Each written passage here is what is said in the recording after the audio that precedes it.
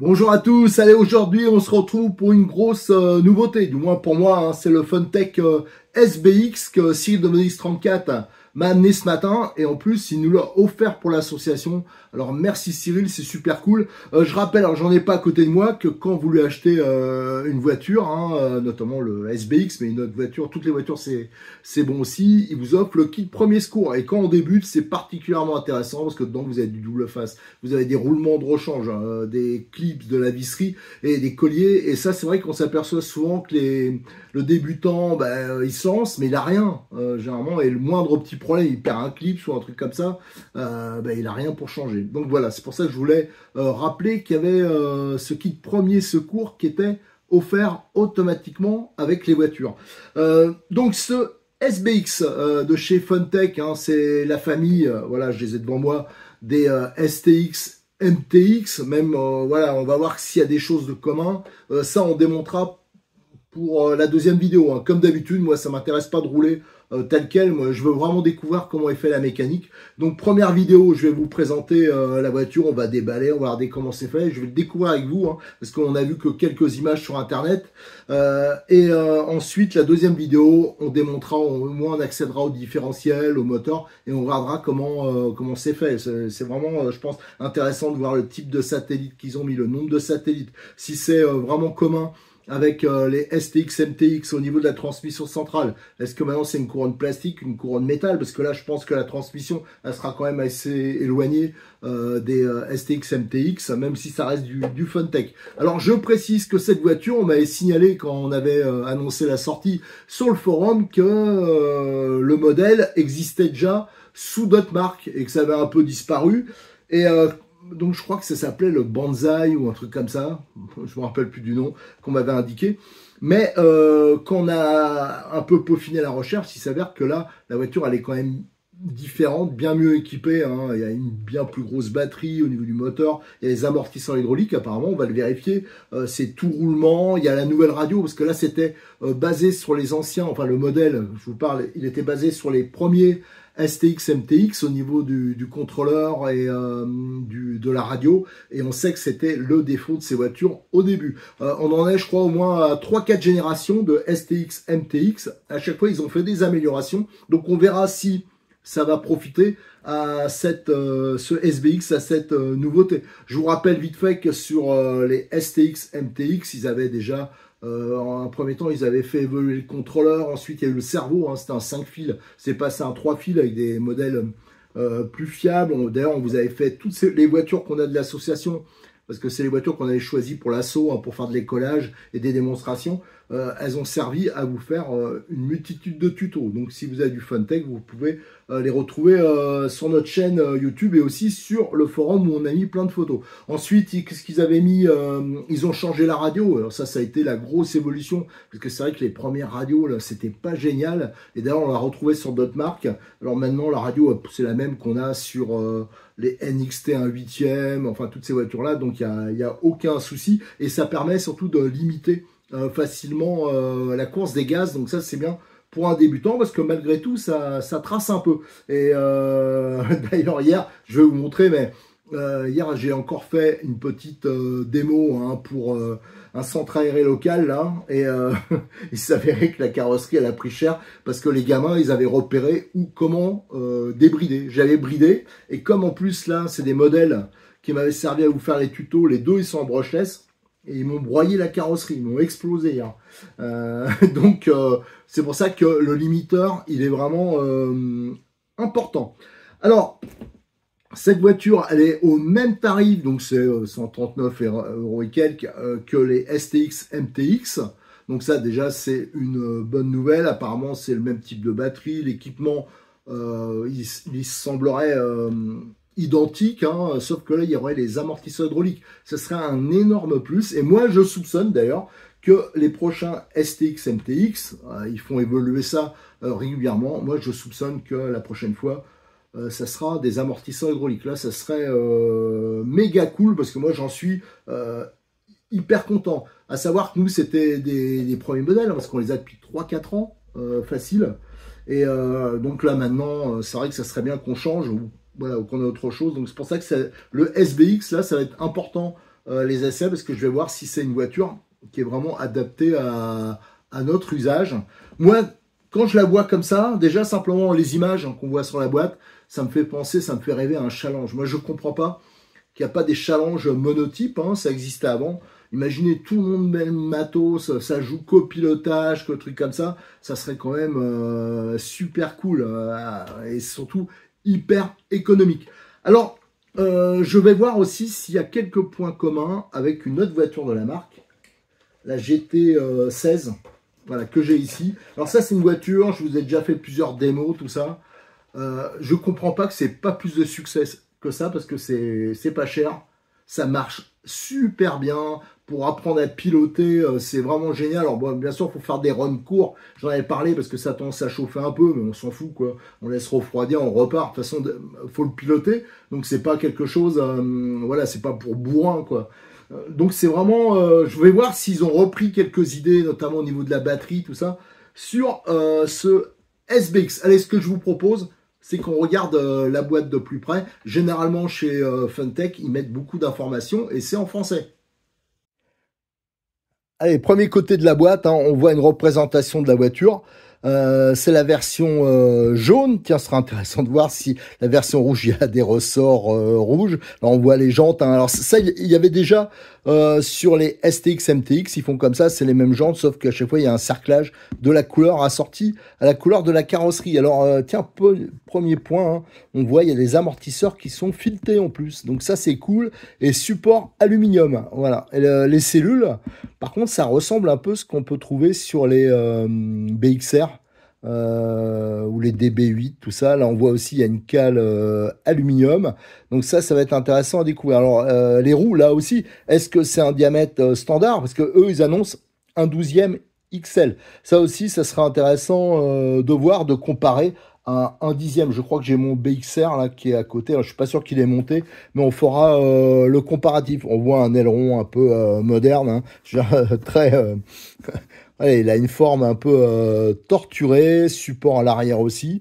Donc, on verra aussi si on a des cardans homocinétiques à l'avant. Ça pourrait être intéressant. Allez, ce que je vous propose maintenant, c'est regarder l'autre côté de la boîte. Alors, logiquement, chez eux, c'est toujours comme ça.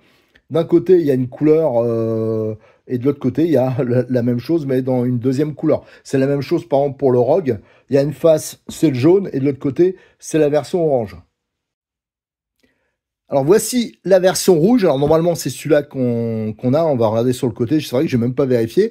Alors ouais, je m'y attendais pas, mais les ressorts sont rouges, donc ils vont même jusqu'à mettre des ressorts coloriés, enfin de la couleur de la carrosserie. C'est assez marrant. Et vous voyez le cerclage qui est en rouge aussi.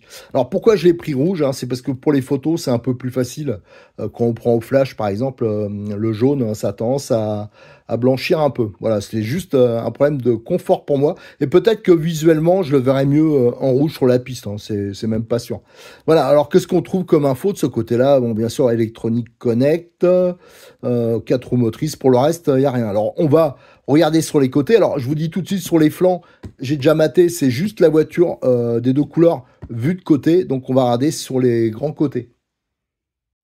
Alors ici, on trouve toutes les caractéristiques, notamment en français. Hein, donc on voit un 12e XL. Hein, le cerveau, c'est bien un 3 fils 4 kg. Et le moteur, c'est un 540. Normalement, c'est un 17 tours. Transmission métal. Ah oui, couronne centrale en métal.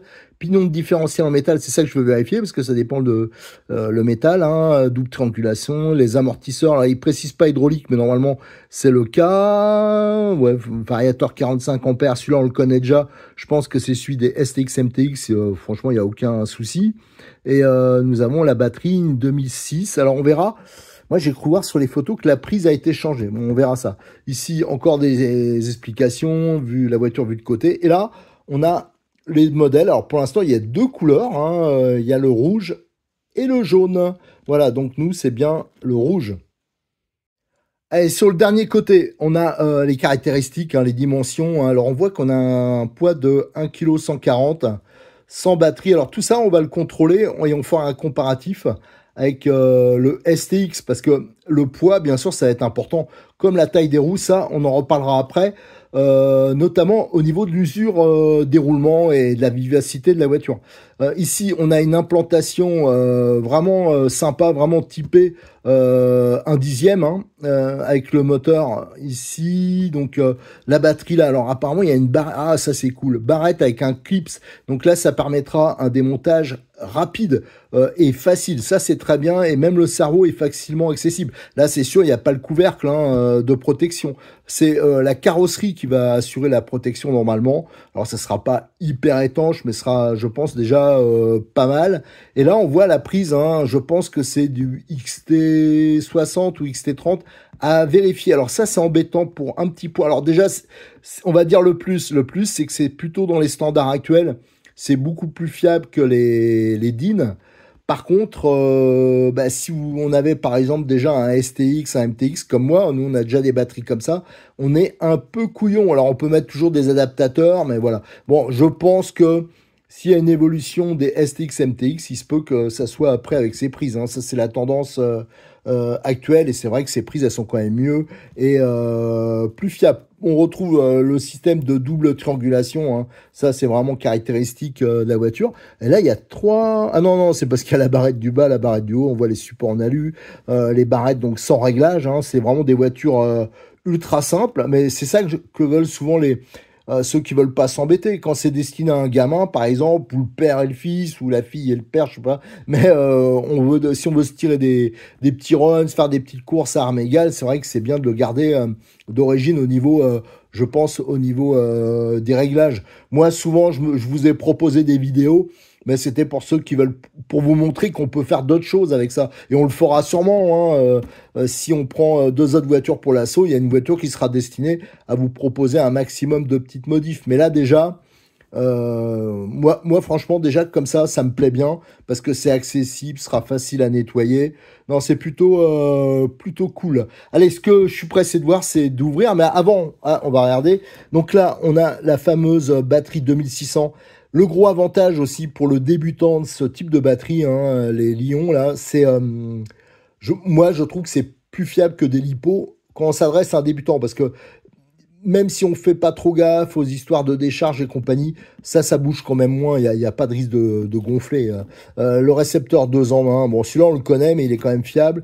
Le moteur, donc c'est un 17 tours. Alors moi, ce qui m'abuserait de faire, c'est tomber un peu en tour par la suite, hein.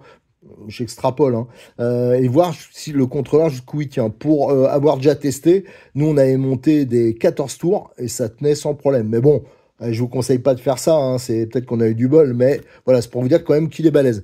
Et là, le Servo Connect 4 kg, il est de taille standard, donc ça, si on veut mettre, par exemple, par la suite, améliorer, mettre un métal, il n'y aura pas de souci. Mais à savoir que moi, je suis toujours avec, sur deux des voitures, avec le cerveau plastique des dernières générations, et il n'a pas bougé. C'est sûr que c'est pas hyper rapide et compagnie, mais c'est pas mal. Et surtout que vous avez, on le voit ici, alors ça c'est un équipement ultra luxe, hein, pour une voiture comme ça, vous avez un pas inversé entre la commande, le palonnier, qui fait normalement sauf cerveau, on verra comment c'est fait, et la commande de direction. Allez, je suis pressé, j'ouvre la boîte et on découvre ensemble la voiture. Voilà, j'ai tout sorti de la boîte. Alors, normalement, c'est protégé, hein. Il y a les cartons, les roues en dedans, donc c'est super bien protégé. Donc, il n'y a pas de souci. Alors, la voiture, donc, on voit bien, hein, avec les petits cerclages. Les autocollants sont pas posés. Je vous le dis tout de suite, n'oubliez pas, hein, je le rappelle à chaque fois, mais il y en a plein qui se font couillonner. Il y a le petit film, parce que souvent, on est trop pressé, on reçoit la voiture, vite, on roule, on vérifie rien, et on colle les autocollants sur le film. Et après, on voit que, merde, ça se barre et tous les autocollants partent avec. Alors, bien sûr, quand vous enlevez le film, la carrosserie, là, va briller beaucoup plus, hein. Ça, c'est vraiment pour empêcher les rayures. Alors, on a des pneus qui sont plus étroits à l'avant qu'à l'arrière. Alors, ça, c'est un peu classique sur pas mal en dixième, en 4x4, hein. Mais par contre, ça me paraît un peu plus petit. Ça, on va le vérifier après. Les amortisseurs, ah ouais. Ah, ça, c'est cool. Il y a les amortisseurs hydrauliques. Et on sent tout de suite que c'est à membrane, hein. Donc c'est à volume constant. Là, on sent bien qu'ils sont pas hyper bien remplis, mais ça, c'est normal sur les RTR. Donc fixation, là, support métallique. Voilà, donc ça, c'est bien. L'aileron. Alors là, l'aileron, ils l'ont fixé un peu comme sur les BXR avec la petite barrette. Là, ça fait un petit côté luxueux. Non, ça, c'est plutôt pas mal. Et la garde au sol est quand même tout à fait correcte. Ça, c'est bien. Là, je regarde. Ouais, ça a l'air plutôt bien. Le pare-choc, là, il dépasse bien. Allez, on va retirer la carrosserie, parce que je suis pressé de voir. Hop. Donc je rappelle, j'ai le téléphone qui s'est éteint, mais je rappelle, hein, cette carrosserie, elle sera sûrement dispo par la suite en version fabriquée en France, Lexandre, je suppose. Donc ça, ce sera pour ceux qui veulent faire des personnalisés au niveau peinture. Allez, je vais couper, attendre que ça refroidisse et on se retrouve après. Allez, ça refroidit, on peut repartir. On avait vu pour les pneus, maintenant les amortisseurs, donc on a vu, hein, c'est des molettes, hein, de réglage, donc ça c'est un bon point. On voit que le cardan est en métal. Le contrôleur, ça pourra comparer et voir si c'est le même qu'on a sur les MTX, STX. En tout cas, il prend toute la place. Là, on a le boîtier, ça c'est pour si vous voulez mettre un récepteur à part. Ça, de toute façon, on le fera. On vous le montrera. Donc le moteur, là, il y a des antiparasites. Voilà, donc il n'y a pas de souci. Le petit interrupteur. Ça a l'air d'être bien rigide. Et de ce côté, qu'est-ce qu'on a? On a notre cerveau de direction avec une biellette, hein, sur rotule à pas inversé. Donc je rappelle, il faut que les deux bras soient parfaitement alignés, il ne faut pas qu'il y ait de décalage, autrement vous aurez un braquage qui sera différent à droite et à gauche. Il y a une barrette qui le maintient, et là, ça, voilà, ça c'est pratique, ça c'est bien, regardez, et on accède à la batterie et on voit que le câble est beaucoup plus court. J'irai chercher ça sur la deuxième vidéo, on fera le comparatif aussi. J'irai chercher l'autre batterie avec la prise DIN. On verra de toute façon qu'il y a la prise est plus longue. Et ça, à mon avis, il faut brancher avant et après on met la batterie. Comme ça, c'est parfaitement protégé. Ça risque pas d'aller sur le cardan. D'ailleurs, il y a une petite plaque ici qui le maintient, qui est marquée d'ailleurs FTK. Voilà. Donc ça, c'est plutôt bien. Qu'est-ce qu'on regarde là? Ouais.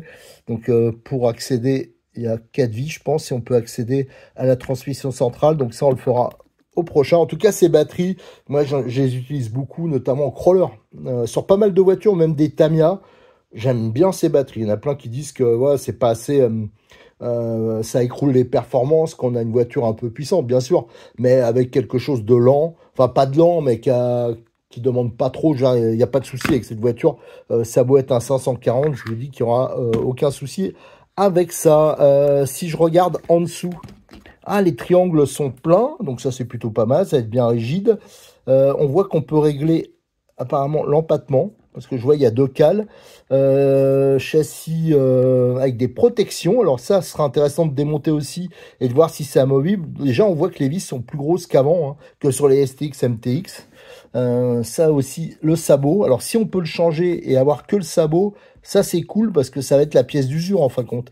Donc, ça évitera d'abîmer le châssis. En tout cas, ça, c'est bien. Et les vis sont beaucoup plus grosses, hein.